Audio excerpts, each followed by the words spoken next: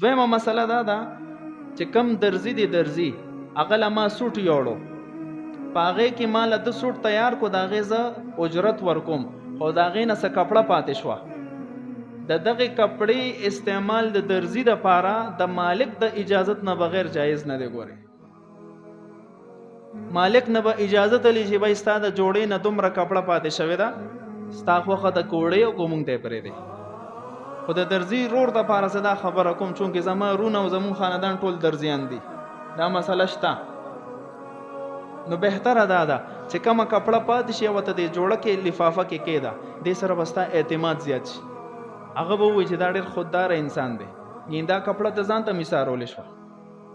او که هغه ته له اجازت درکو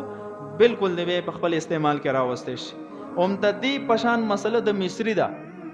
مصري له چې ګاډې بوځې او وایي چې دا پرزه پکې خرابه ده بله پرزه د لو لګوي نو دغه پرزه د مالک د اجازت نه بغیر مصري ځان ته نشي ایثارولی په مالک اجازت کو چې بھائی ستا شوه بس بیا صحیح شو ورنه دا مالک ته ورکول دا لازم دی دا د دې مصري حق نه دی د پرزې بدلولو د پرزې پیسې اغستل اخواسم مالک ورکوي څلورمه مسله چې ته کله بازار کې دکان کې ناستې او تاله یو کس موبایل روړو